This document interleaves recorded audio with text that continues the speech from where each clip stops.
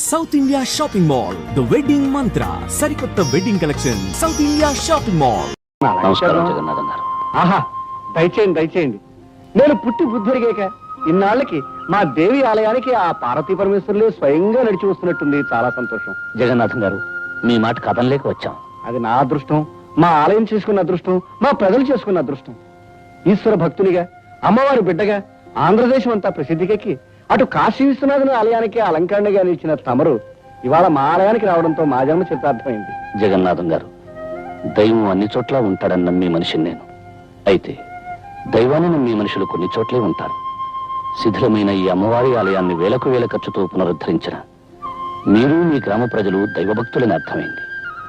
మీ మధ్య ప్రశాంతమైన ఈ పల్లె పట్టున అమ్మవారి ఆరాధనలో నా జీవితాన్ని గడపాలని ఆశించి వచ్చాను. వచ్చిన మీ జీవితాలు, ఇక్కడున్న మా అందరి జీవితాలు తరించే రోజు వచ్చింది శంకరాచార్య గారు. మంచి రోజు చూసి ఆలయంలో అర్చన ప్రారంభించండి. అలాగే. నమస్కారం.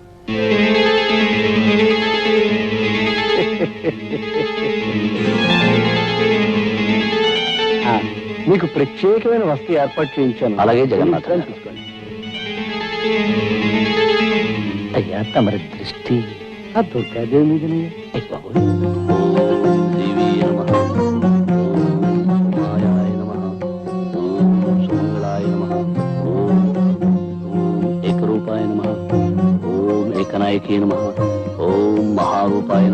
ఆ మధ్య గోదావరి పుష్కరాల నాడు రాజమండ్రిలో ఆచార్య గారు అభిషేకం చేయిస్తుంటే కళ్ళారా చూశాను. ఏం శోభ, ఏం తేజస్సు, ఎంత ఆకర్షణ. అప్పటి నుంచి నా మనసు వారి మీదే లగ్నమై ఉంది. ఏనాటికైనా వారిని మన ఊరు తీసుకురావాలనుకున్నాను, తీసుకొచ్చాను. తమ చూపు పడితే వదలరుగా.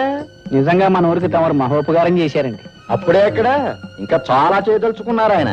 ఒక్కొక్కరికి ప్రత్యేకంగా చేస్తారు, చూస్తూ ఉండండి. పంతులు మరీ ఎక్కువగా పొగిడేకయ్యా.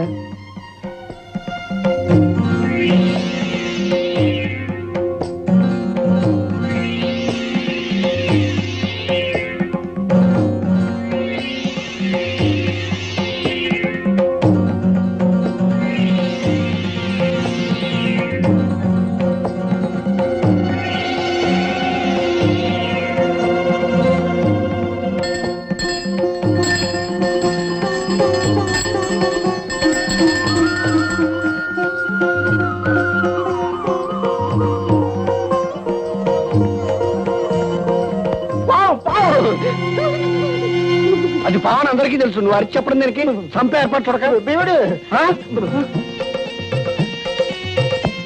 జగన్నాథం గారు, మీరందరూ కంగారు పడేదాన్ని ఏమీ చేయకండి. అది నా కూతురు రాధమ్మ పెంపుడు పాము. హారతి తీసుకోవడానికి వచ్చింది. పావుని పెంచడం ఏమిటండి, ప్రమాదం కదండి. మనిషి కంటే ప్రమాదమైనది కాదండి. నిజంగా మనం ప్రేమించగలిగితే ప్రతి ప్రాణి మనకు ప్రాణం ఇస్తుంది. ఇది నా నాగరాజన్న.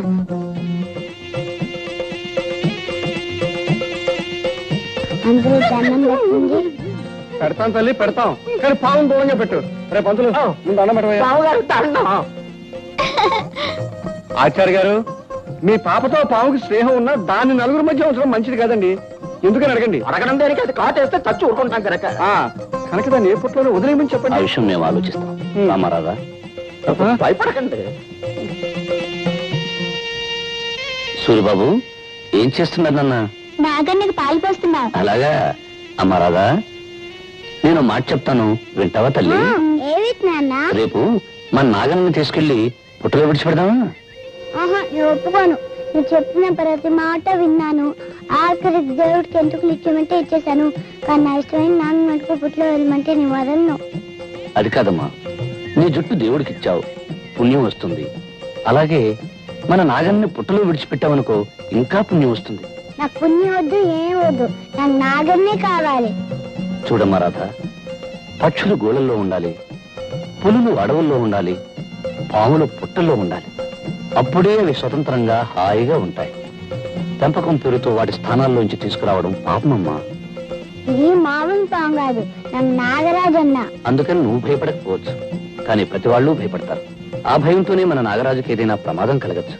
నిన్న చూడు, జగన్నాథం గారంతటి పెద్ద మనిషి భయపడ్డాడు. నిజంగా ఆయన పాము కంటే ప్రమాదకరమైన మనిషిలా ఉన్నాడు నాన్న. తప్పు బాబు, పెద్దవాళ్ళ గురించి అలా మాట్లాడకూడదు. అమ్మా రాధ, నా మాట విని నాగరాజుని పుట్టలో వదిలేద్దామమ్మా. అవునమ్మా రాధ, పుట్టలో ఉంచినా ప్రతిరోజు వెళ్లి చూసి పాలు పోసి రావచ్చు. పైగా రేపు నాగపంచమి అంటే నాగరాజు పండగ అన్నమాట. పండగ రోజు తన ఇంట్లో వదిలేస్తే నాగన్న ఎంత సంతోషిస్తాడో తెలుసా? సరే అయితే. నమస్కారం శంకరాచార్య గారు. నమస్కారం జగన్నాథం గారు. రండి రండి, కూర్చోండి. తమరిని ఒక సహాయం అడగాలని వచ్చాను. సహాయం అయితే అడగక్కర్లేదు, చెప్పి చేయించుకోవచ్చు. ఏమీ లేదు.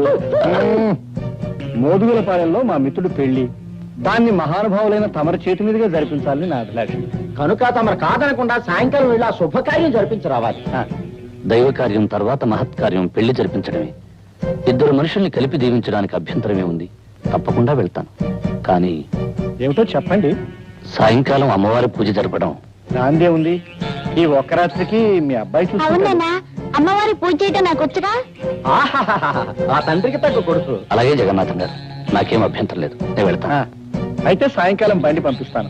తమరు ఆ బండిలోనే ఉదయం తిరిగి రావచ్చు. ఆ. మరి వెళ్తానా? ఇప్పుడు ఎందుకండి? మొదటిసారిగా మా ఇంటికి వచ్చారు, తీసుకోండి. తీసుకోండి.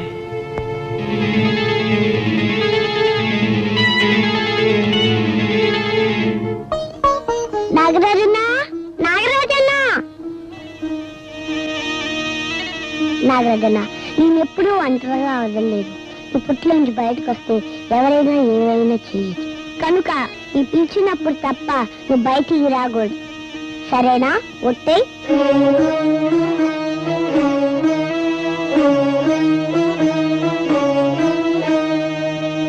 నాన్నగారితో నేను వెళ్తానమ్మా, నేను వెళ్తానమ్మా. నా బంగారు కదూ, చెప్పిన మాట వినాలి. అసలే ఆ ప్రయాణం రాత్రిపూట, నువ్వు నిద్ర కాగలేవమ్మా. అది కాదమ్మా, నేను వెళ్తానమ్మా. పోనీ అది అంతగా అడుగుతుంది, తీసుకెళ్తాను దుర్గా. అది కాదండి, మళ్ళీ మీకు లేనిపోయిన శ్రమ. శ్రమ ఏముంది?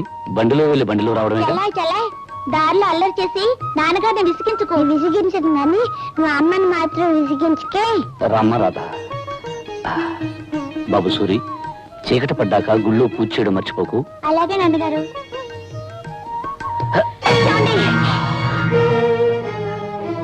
ఏం పర్వాలేదు, జాగ్రత్త. పదమ్మా.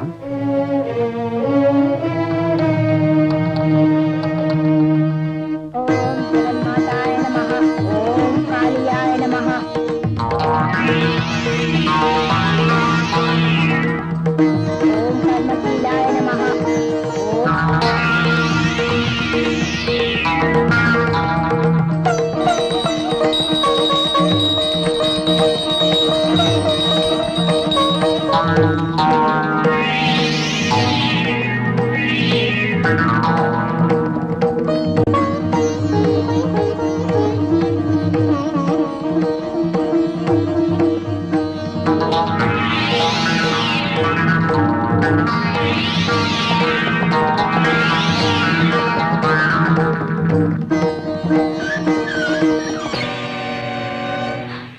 జగన్నాథం గారు, అవును, జగమెరిగిన నాథుణ్ణి, జగన్నాథం.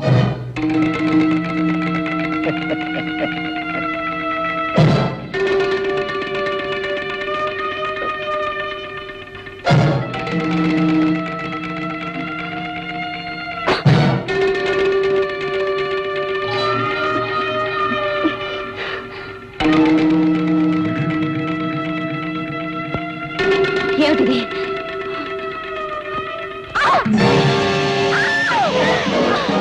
పిలిచినప్పుడు తప్ప నువ్వు బయటికి రాకూడదు. సరేనా? ఒట్టే. పిలిచినప్పుడు తప్ప నువ్వు బయటికి రాకూడదు.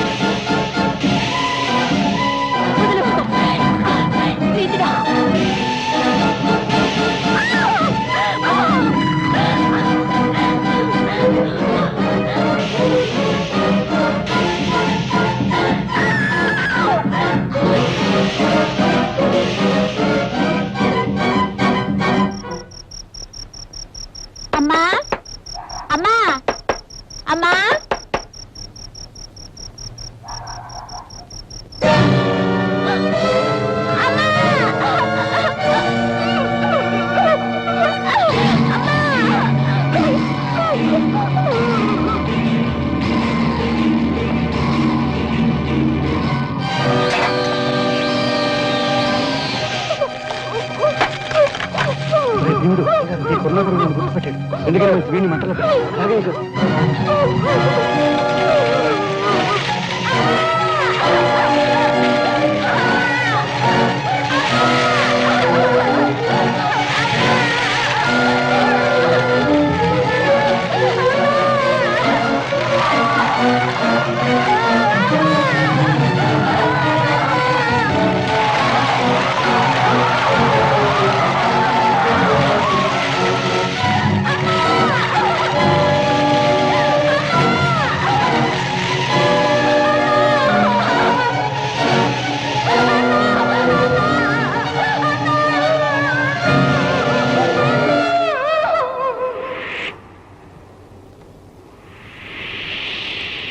నాన్న నాన్న బాబు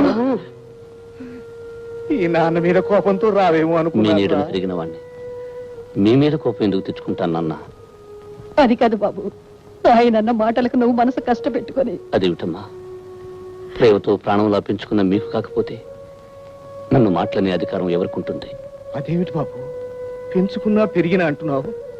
నేనన్న మాటలు చెప్పిన విషయం నిజమేనా అనుకుంటున్నావా? లేదు బాబు, నిన్ను దారిలో పెట్టాలని ఆవేశంలో నువ్వు మా కొడుకువి కాదు అన్నాను, అంతేగాని ఎందుకు నాన్న నన్ను ఓదార్చాలని ప్రయత్నం చేస్తావు? పాలు తెలుపు కాకి నలుపు అనేవి ఎంత నిజమో నేను మీ కొడుకును కాదు అనేది అంత ఖచ్చితమైన నిజం. అవునమ్మా, చాలాసార్లు నాకు నిద్దట్లో అర్థం లేని కళ్ళలా కనిపించే దృశ్యాలకి అర్థం తెలిసింది. చెదిరి చెరిగిన గతము నాకు స్పష్టంగా గుర్తొచ్చింది. నేను మీకు నీటిలో కొట్టుకొచ్చి దొరికాను కదూ, ఆ ప్రవాహంలోకి నేను ఎలా పడ్డానో నాకు తెలిసి వచ్చింది.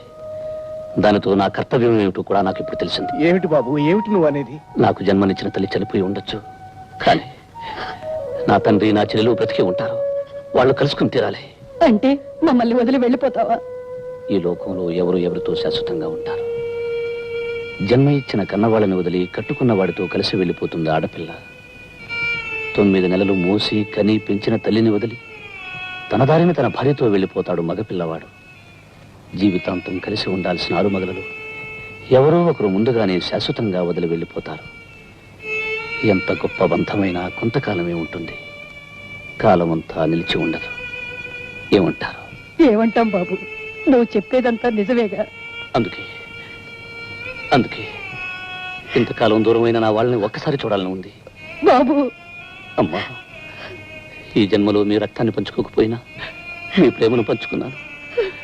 వచ్చే జన్మలో మీ కడుపునే పుట్టాలని, మీ బిడ్డగానే ఎదగాలని ఆ దేవుణ్ణి మరీ మరీ కోరుతున్నాను. బాబు